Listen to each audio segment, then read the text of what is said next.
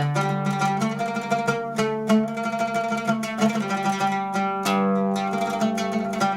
back to Keeping It Apostolic, the most edifying podcast in the world. I'm joined here today with Tony Hasaballa. Thank you, Tony, for coming onto the podcast. Thank you for having me, Isaiah. So before we get started, we'd like to get to know a little bit more about who you are, what you're about. So tell us a little bit more about you.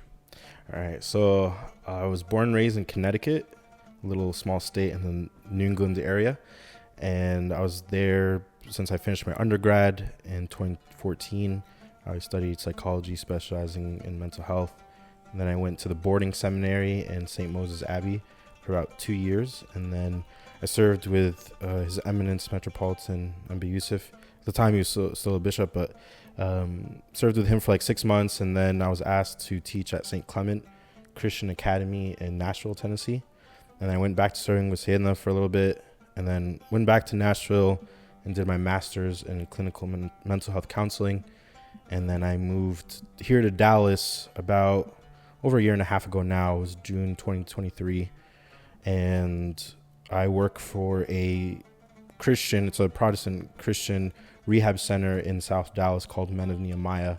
It's a 9-month rehab center for men who struggle with any sort of addiction, drugs, alcohol, sex, gambling, work. But most of the clientele that we see is drugs and alcohol. Those are the main things that people come to us for. It's a 9-month program, and do a lot of clinical work, a lot of biblical spiritual work, and it's a paramilitary. It's not part of any military organization, but they have like a military structure where they wear fatigues or like the military uniform, and they do cadences, they do marching on Saturday mornings.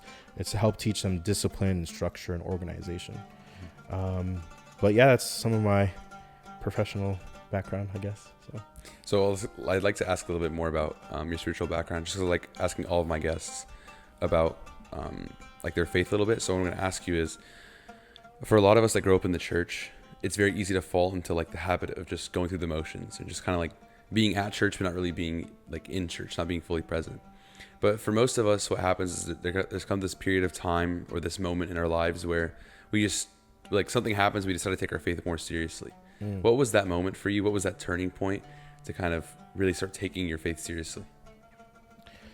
For me, I think God's grace had it in different aspects or different stages. I grew up in a very small church. Like, the church in Connecticut was very small. Maybe like at the time is maybe 80, maybe less than. It was a lot less than that when it first started in the 80s. But like when I was a kid, it was maybe 100 families max or something like that.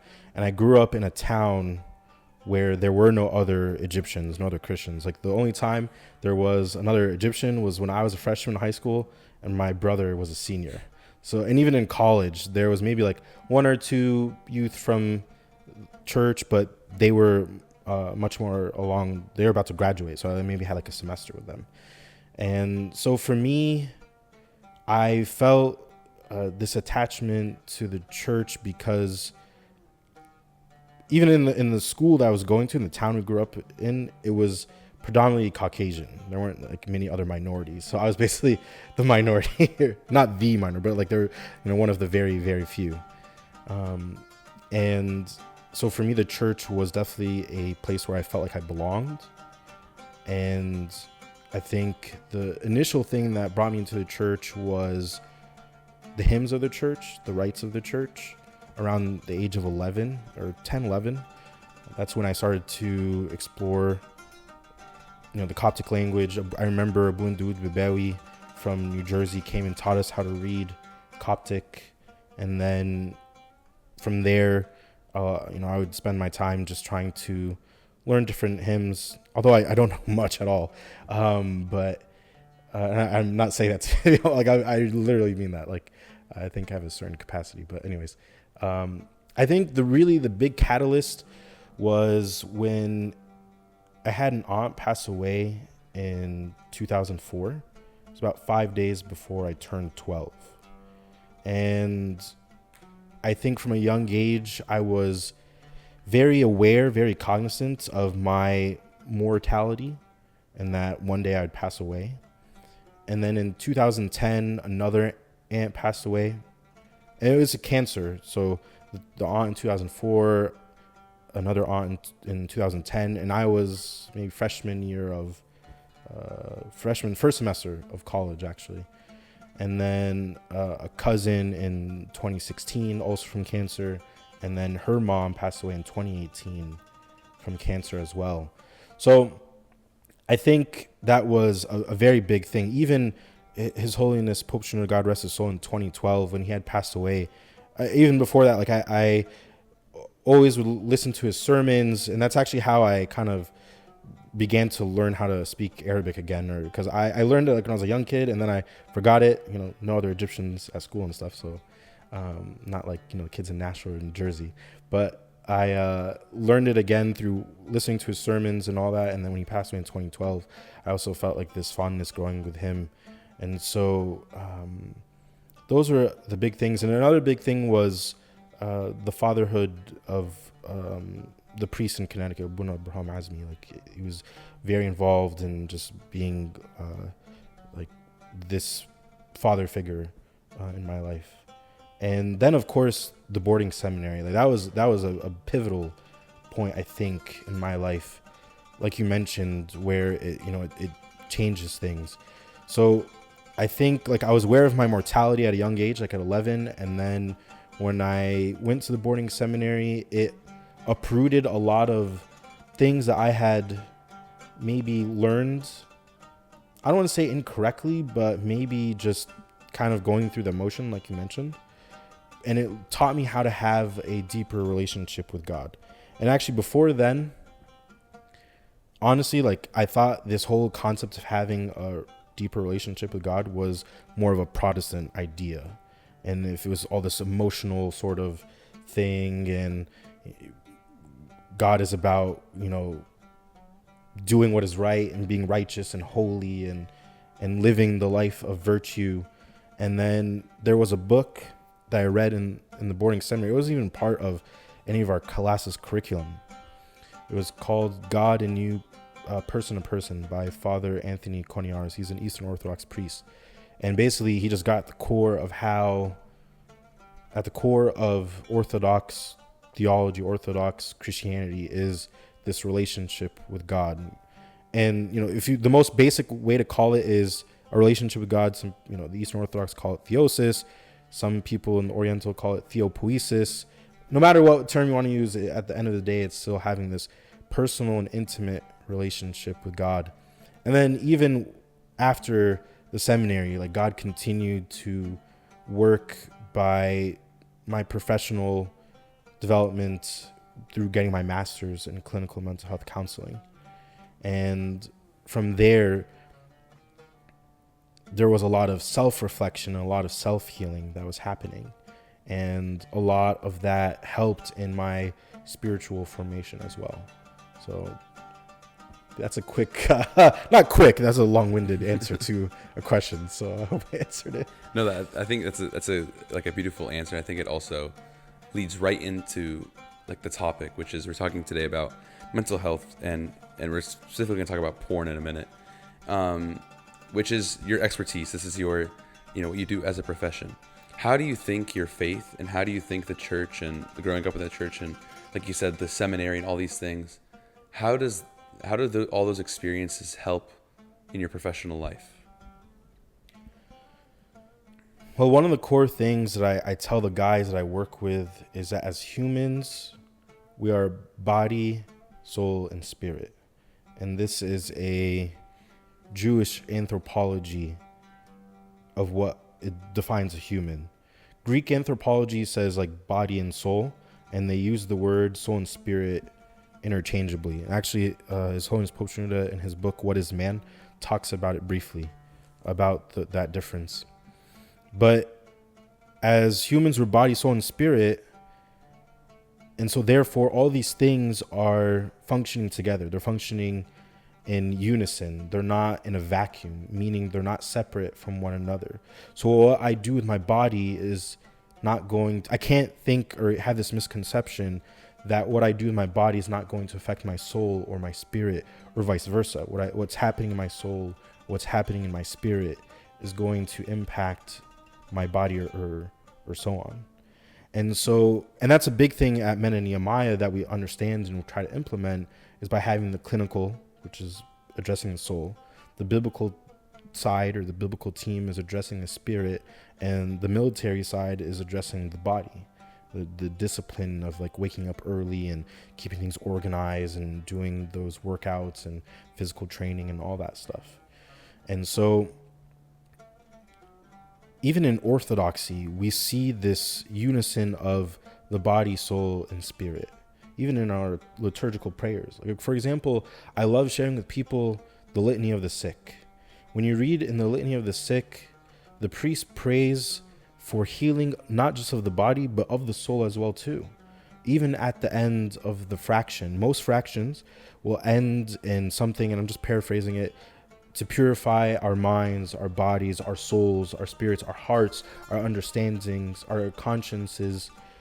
And so this understanding of what it means to be human as body, soul, and spirit is even at the core of the Orthodox liturgical life.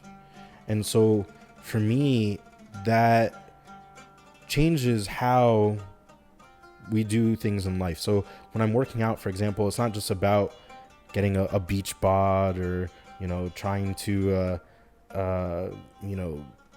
be more healthier and all that stuff or whatnot. It's about being more wholesome in the image and likeness of God, because body, soul, and spirit is allowing myself to be more aware of the original state that God created us. Where do you think mental health fits in with the soul, like spirit and body? Of course, because you have a physical brain, which would be the body, and then you have the mind. Where do you think like mental health as a whole fits into that triangle? That's a really good question. I think that's why sometimes people might struggle in terms of when they need help, where to go to. And mental health fits in all three of them in some way. For definitely at the core of it is the soul. Like when we talk about the soul, we talk about the heart and the mind, and how my thoughts and my feelings or emotions kind of engage with each other. But for example, it also plays into the body, because when I'm experiencing an emotion, there's a physical response that happens with that. And that's often what people have a disconnect, and that's what I try to do in therapy, is help reconnect this awareness of my emotional experience of the moment with my physical experience, or my physical state. So for example, a person might be feeling anxious, and so I'll ask them, where do you feel that in your body? Some people feel tightness in their chest. Some people feel like a sinking gut feeling. Some people feel tension. Some people feel like tingling in their fingers, or some people feel like pressure in their head, or they feel like restless and they're kind of jittery and like, moving, restless leg syndrome, all that stuff. And so just having that awareness can help show which way of the mental health do I go. Because when we talk about emotion, a psychologist by the name of John Bradshaw said, emotion is energy in motion. He kind of played on the word emotion and replaced the word E with the word energy. And so when when I'm experiencing this emotion, there's some physical energy that's happening as well too in my body. I'm like literally in the body. I'm not talking about the whole like chakras and all that stuff with vibes, and no, I'm saying like physically there's a response in the body. So when we talk about mental health, there's definitely room to do all three in terms of the body. It definitely sits in the soul, but the body and spirit are all working together with our mental health. Because there's a big stigma, especially among men, when it comes to mental health, about like reaching out, getting help, going to therapy. Why do you think that is, and what are ways that as a society we can kind of fix that a little bit? So I think there's a lot of statistics that show more men die by suicide. And I don't want to say old because it's still current, but it used to be thought of, it was only because they used more aggressive or harsh methods to attempt to take their own life. But it's not just that. It's also, like you said, the stigma of reaching out for help. There's a really famous psychologist, I think she's a psychologist, sociologist in Houston. Her name is Brene Brown, and she does a lot of research on shame. And one of the things she found in her research was with women, shame boils down into doing all these tasks or these, I don't want to say not personalities, but like being a good mother, being a good wife, being a good worker. Like wearing different hats. Wearing different hats, exactly, right? You have to wear all these hats and do it at the best, way and still look like a model or something. And so if you're not doing all those hats, if you're not wearing all those hats in the best way that you can, and like not struggling and having a smile on your face, then that's what triggers toxic shame in women. Whereas with men, it boils down to don't be weak, right? And even in I used to play football when I was a kid. Like there was terms used, that inappropriate terms that were used, like if a man was being vulnerable or showing quote unquote some weakness, right? And how that was looked down upon. And so I think what we can do is hold space for men to be able to show up vulnerably and share their emotional experiences. One of the things that I often hear is like, oh, men are not as emotional. I want to challenge that idea, even scripturally based. Like Christ himself had emotional experiences. There was plenty of times when Christ said he had compassion, or the scriptures say that Christ had compassion on so and so, or the Israelites or whoever it was. There's plenty of times when Christ wept, right? The shortest verse in the Bible in the English translation, Jesus wept over Lazarus. Jesus wept over Jerusalem. Jesus also experienced anger when he saw what was going on in the temple and drove out the people who were buying and trading and selling things. And so all these things, Christ was a man, right? So holding space, allowing that space for men to show up in that vulnerable way, because oftentimes we don't feel, and myself included at times, we feel like we don't have the space to hear, or that the expectation is I should just sweep whatever I'm experiencing at the time under the rug and just put on, a stoic face and not allow anything to bother me. Because again, it goes back to weakness. If I express that weakness, then I will experience toxic shame, which is feeling defective. That's what toxic shame is when someone feels like they're inherently wrong or inherently bad. Guilt is I did something bad. Shame is I did something bad.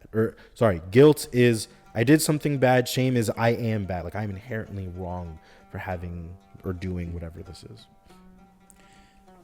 I think the topic of guilt and shame and the whole idea of being scared to talk about weaknesses plays really well into the topic of pornography. Mm-hmm. Pornography is something that is really rampant, especially among young men of our generation, or I guess of my generation. Hey, I'm not that much older. And it's a really, really big problem. So could you give us some insight onto the problem of porn, why it's wrong, what it does psychologically? Basically, you have the floor to talk about it, so go for it. No, I hope this is more conversational. Yeah. Feel free to. I go on long rants, so please feel free to. No, you're good. You're good. Just tell me to shut up or something. It's fine. I won't be offended. So there's actually a really nice book that came out, I would want to say the past year or two. Again, from an Eastern Orthodox perspective, it's called From Object to Icon. And it's probably one of the very few Orthodox writings about pornography that I've come across. And he talks about how pornography twists iconography.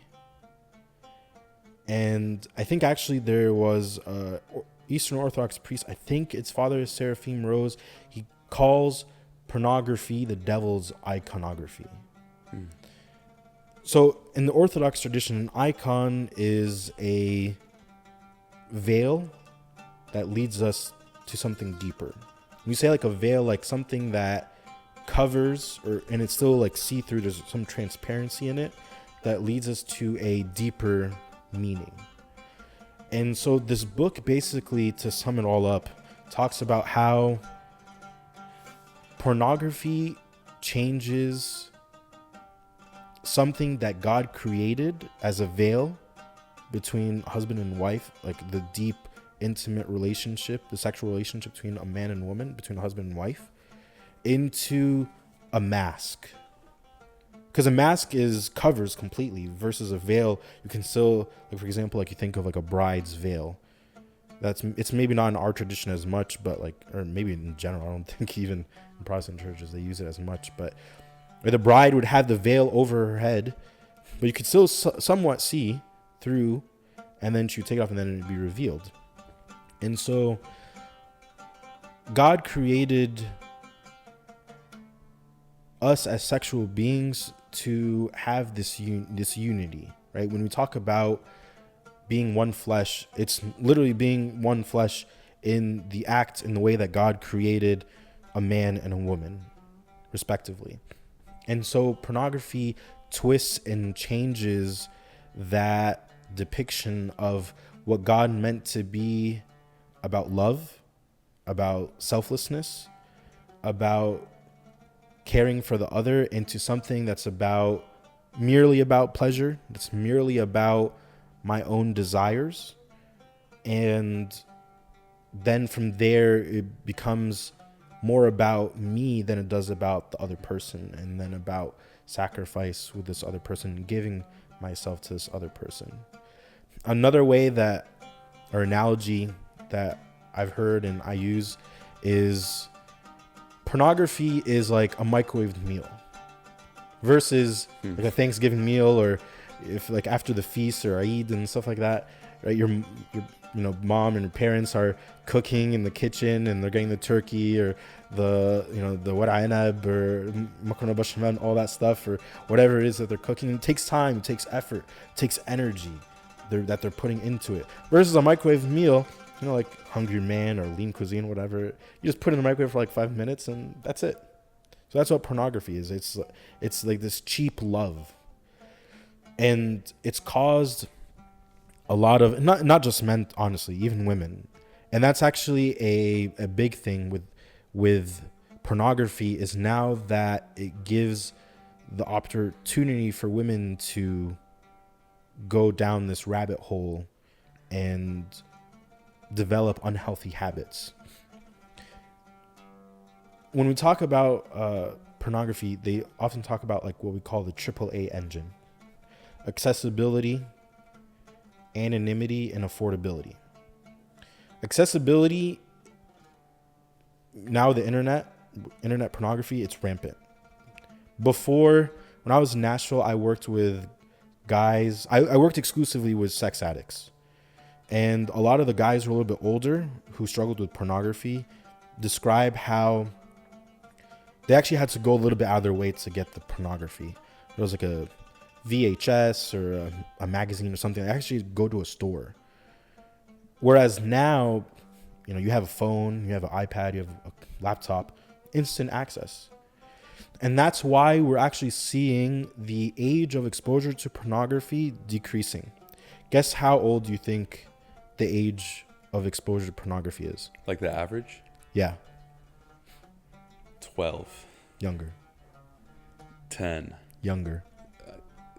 I don't know. 7. Yep. So a study that I saw used to say 9, but more recent research is saying 7 years old. So imagine 7 years old. Second grade? First grade, second grade, right? Something like that. I don't know. Something like that. Yeah. First, second grader. Being exposed, and not just like softcore stuff, like actual explicit, not just rated R, like rated X stuff that they're coming across. Because, you get an ad, you click on it, and it leads you down one thing to the other, and then you're at a pornographic website. And so accessibility is not just increasing, it's increasing in terms of like the availability. It's also increasing to who it's available to. Because if I'm a parent and I don't have blockers or have parameters when my child is using my phone or iPad, then they have, the internet is their oyster, right? They can go in and find anything. The other thing is anonymity. A lot of my clients who struggle with drug or alcohol, there's another element of another person, whether it's the dealer, whether it's going to the bar and getting drinks, or going to the liquor store and buying liquor store. The anonymity in pornography use is from your house. You close the door and that's it, right? And then affordability is now, it's all out there, and either free or you pay very minimally.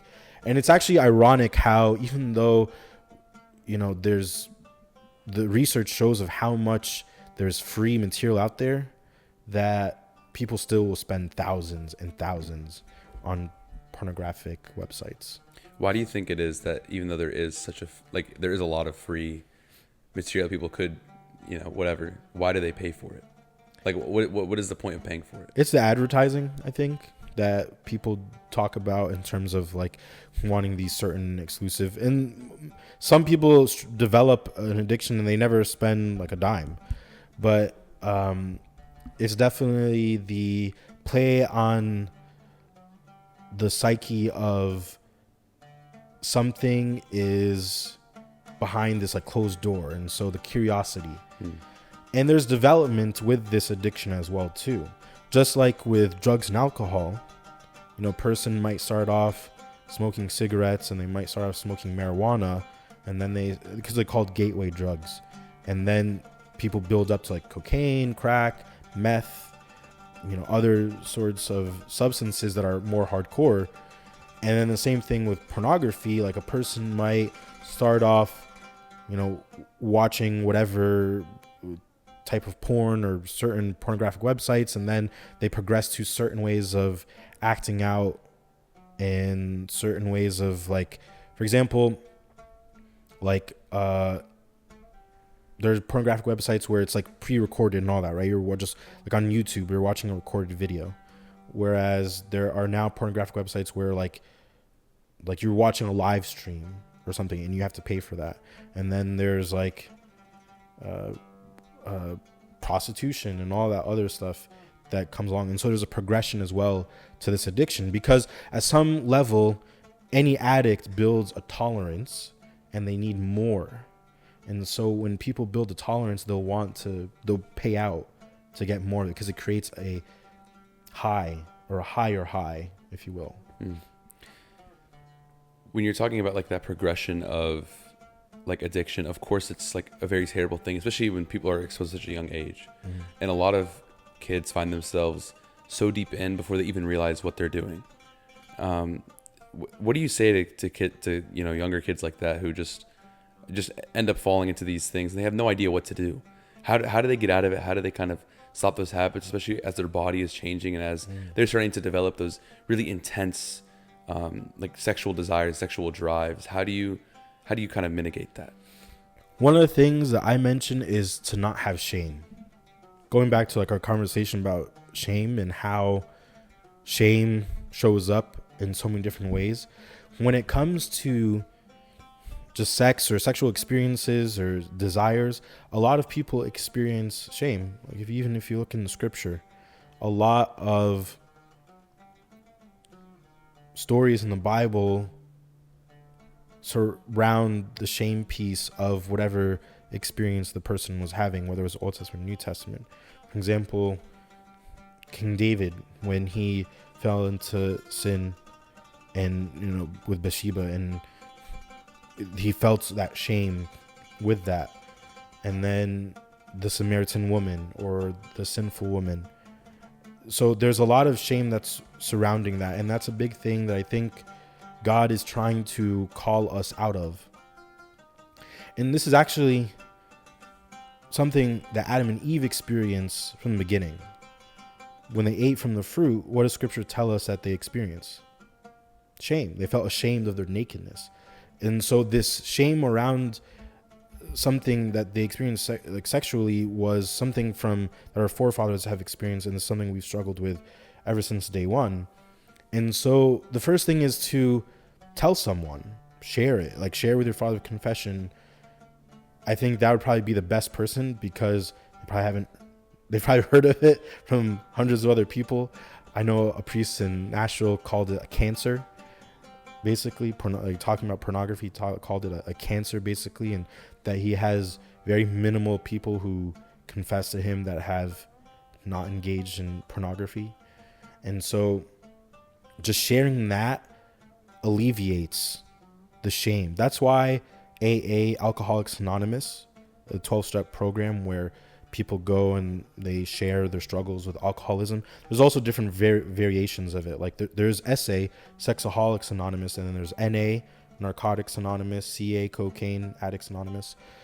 Why? And there's no, like, that's not a therapy. That's a support group, not a therapy group or a group therapy.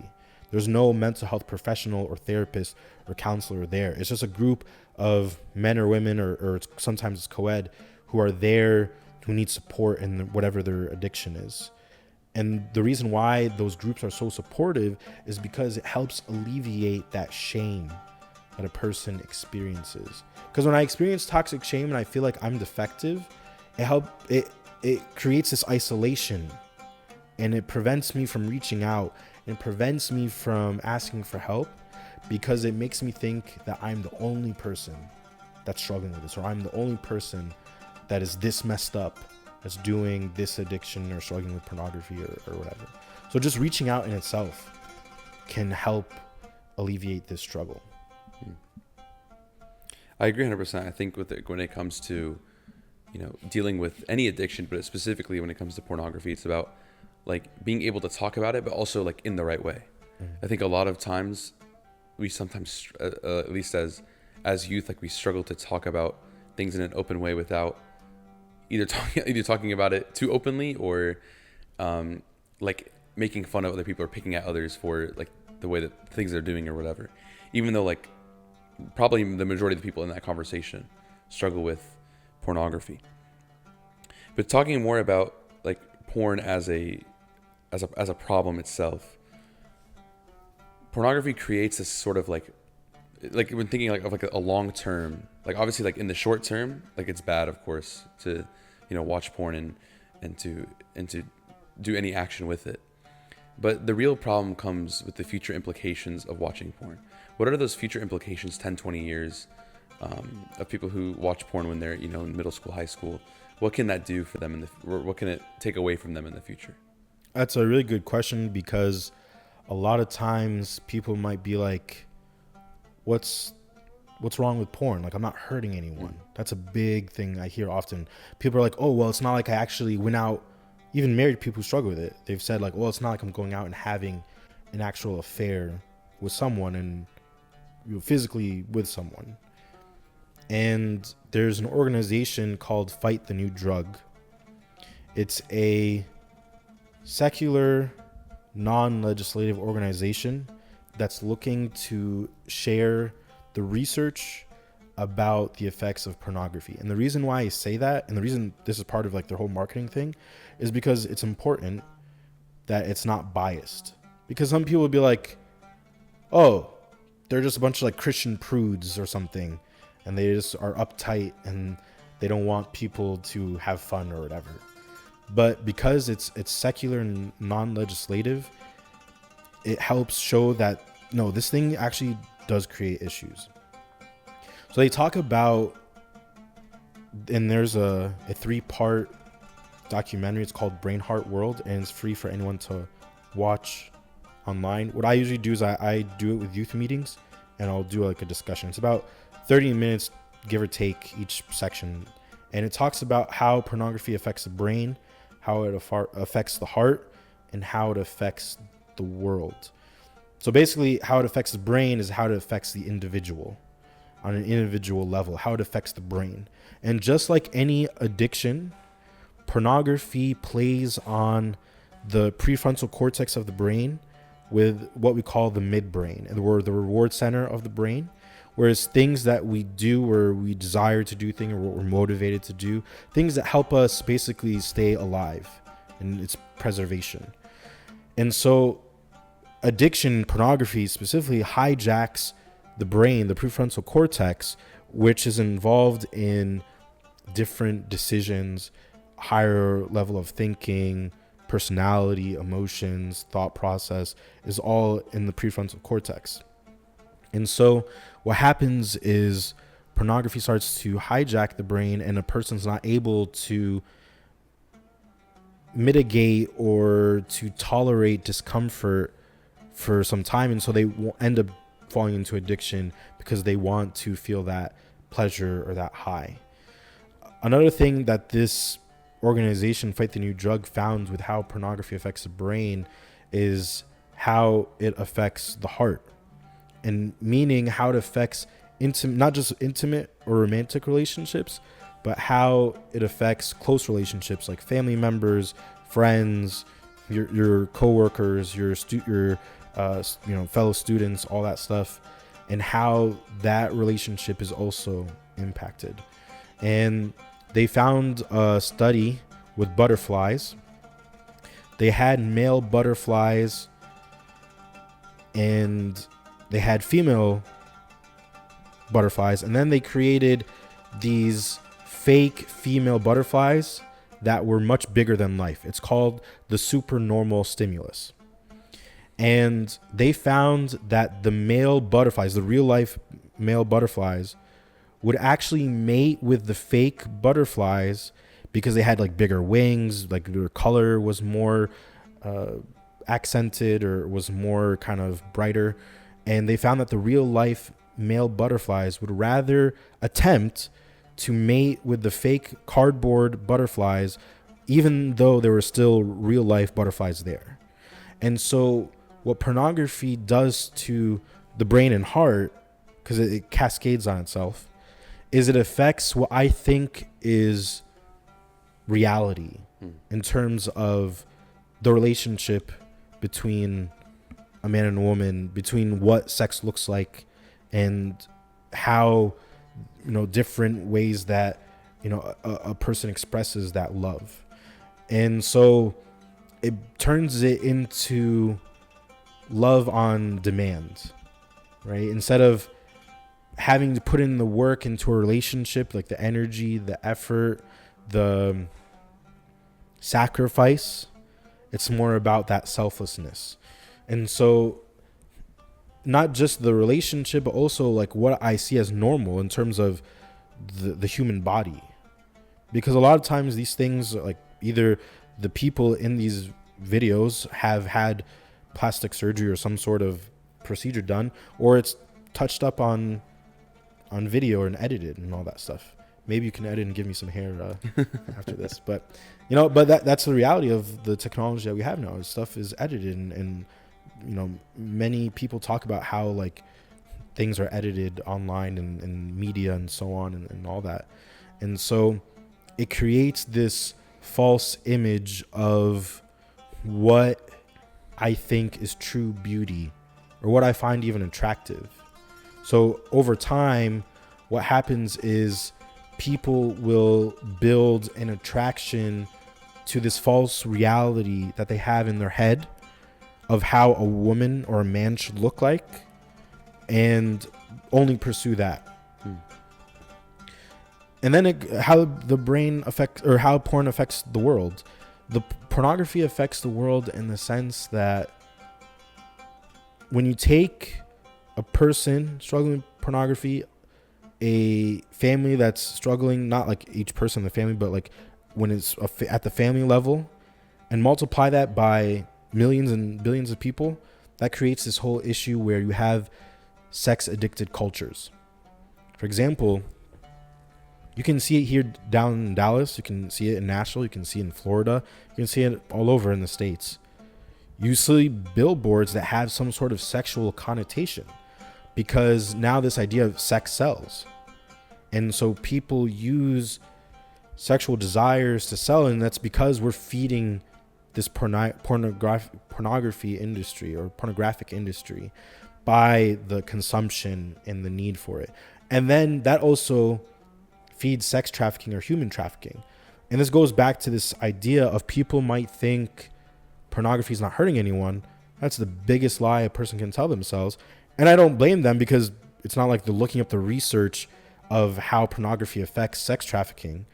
But sex trafficking increases much more when a person is struggling with pornography, and the sex trafficking feeds off of the consumption of pornography, in terms of when you have all these people engaging in this industry, there's a bigger need and desire for to act out sexually, and so they'll find kind of different ways to do that through sex trafficking and human trafficking.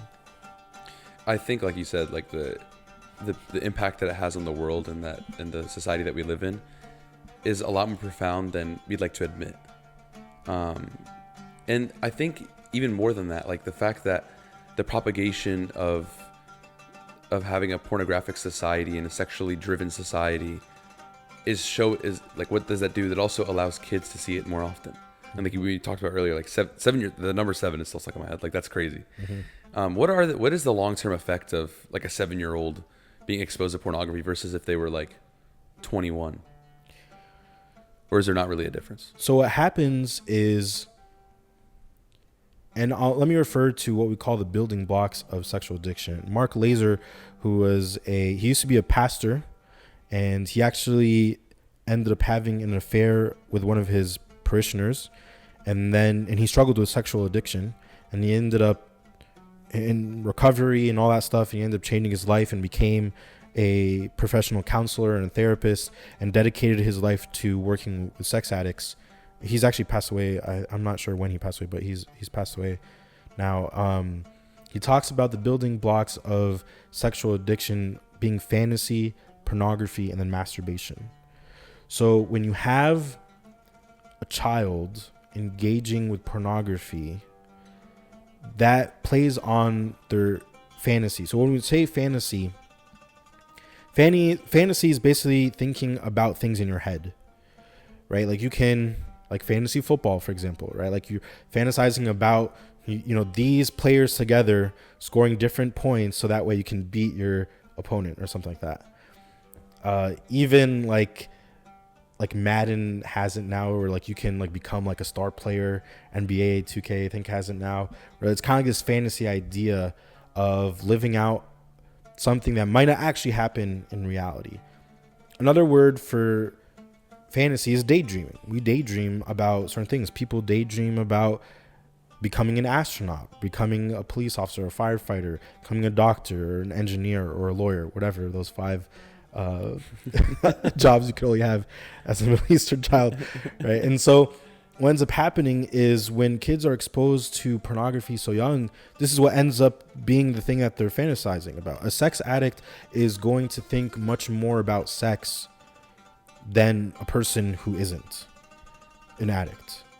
And so what ends up happening is they start sexualizing things that aren't necessarily sexual. And that's the other tough thing about this addiction, is that they might start to twist things that didn't even have the intention of being sexual from the beginning, and that becomes even the subtle goal in other things in life that happen or that they pursue. So what you're saying is that it makes them look at the world through the lens of pornography, basically. Yeah.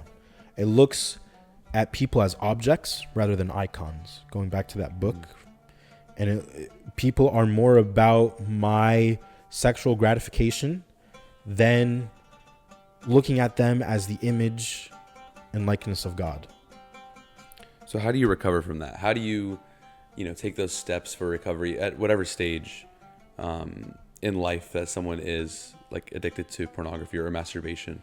What are the steps that are taken to kind of, get rid of that? One is the importance of surrendering. In AA and all those 12-step meetings, the first step is that we admitted that alcohol, that's the original that AA said. We admitted that we were powerless over alcohol and that our lives became unmanageable. With 12 steps, like, you just switch the word alcohol with anything. So even with pornography, right, a person admits that they are powerless over pornography and that their lives have become unmanageable. And so that's part of surrender. I have to surrender to the fact that this thing might be taking over my life. This thing might be having power over me. And that I have to submit. And that's what leads me to sharing with someone that I'm struggling with this, right? And so if someone's not surrendering, it's going to be hard for them to even admit that this is an issue. And so accountability is an important thing. So there's a lot of programs or software that it's out there that helps block stuff, and it helps notify people when they've tried to access a pornographic website, for example.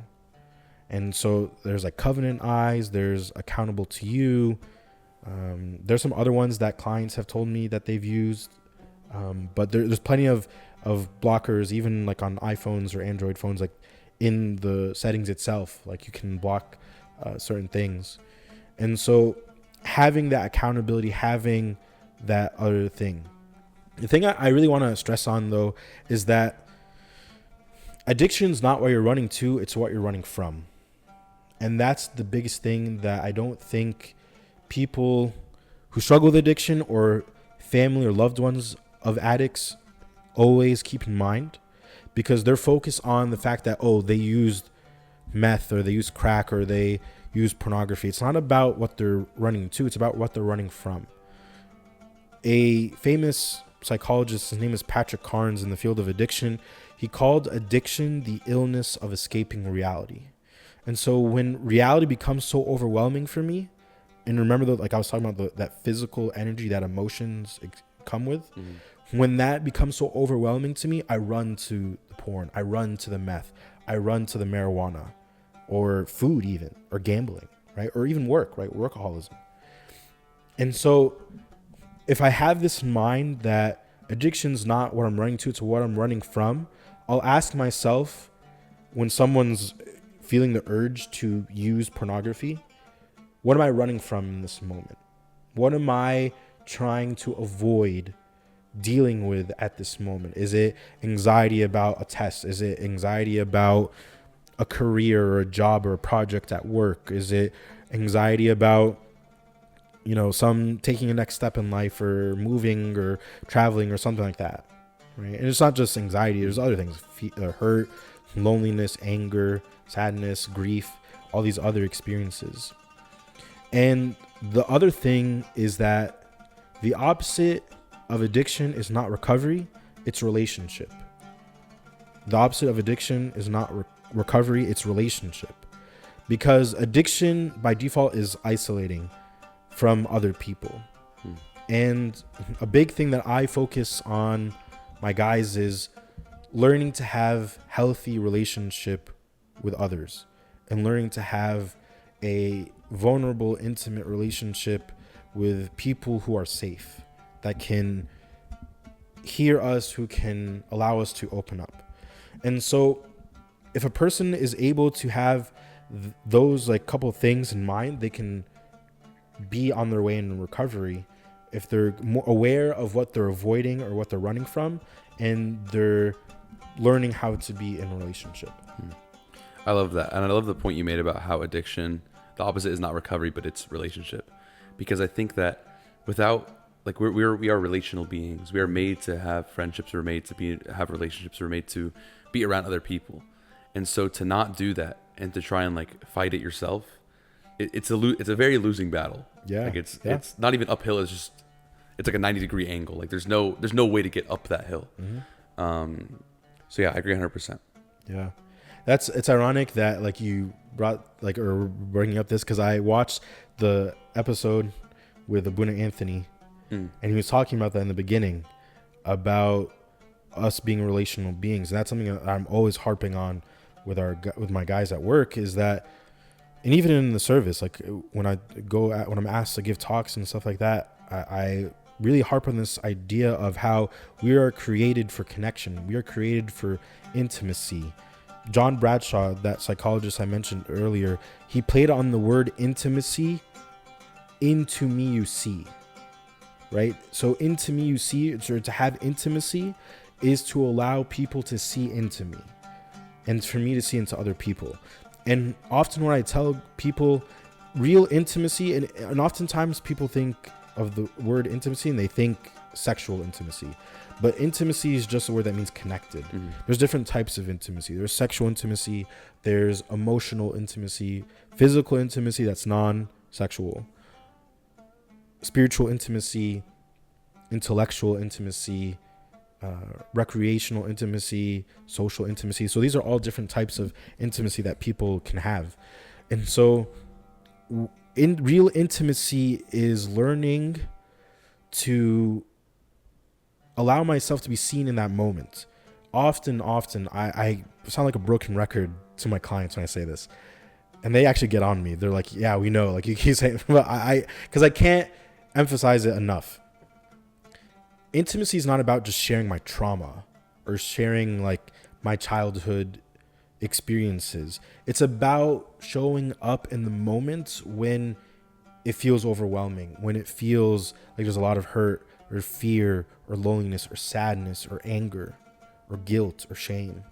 And so allowing yourself to be intimate is how we have real relationship with other people. And this is kind of the sad thing about social media, is it kind of makes relationships, it makes intimacy feel shallow and superficial, because all I'm posting on social media is the good times. No one's posting when they're struggling.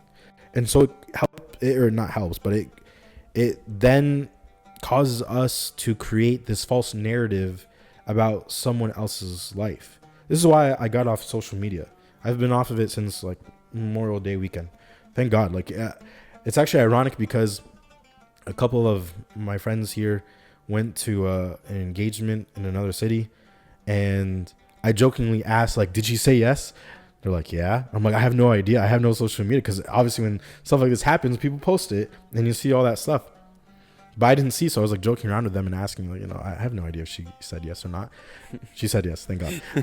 But there's this freedom in terms of I'm not creating this story or narrative of another person's life through what they're posting on social media, and I can actually meet them where they are when they come to me in person, and without this like preconceived misconception that I have of them from social media from before, And so that's definitely an important thing, is in general in life, is having real relationship, real connection with people.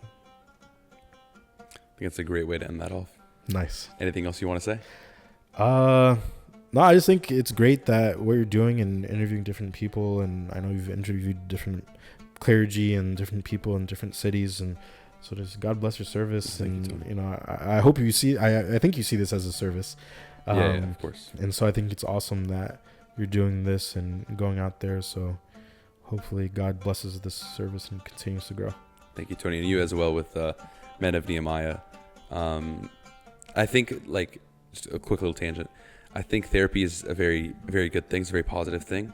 I myself, middle of high school, right in the middle of high school, I went to therapy for, I think, a year and a half, 2 years. And I mean, it completely changed the way I thought about mental health, the way I thought about, living life, and like the fact that like isolation is not necessarily a good thing, and all these different things that I used to struggle with. And of course, I think there's a lot of great resources, not just for mental health, but specifically for like pornographic addiction. There's just so many different, resources. You mentioned the book you mentioned earlier what was it? Something to iconography. Object to icon. From object to icon. From object to icon. From object to icon. There's Healing the Wounds of Sexual Addiction by Mark Laser. There's a bunch of books. There's a lot of material that's out there. Yeah. Well, thank you, Tony, for coming on to the podcast. And thank you guys for watching. Make sure to like, comment, subscribe, turn on post notifications. See you guys next week. Thank you. Thank you.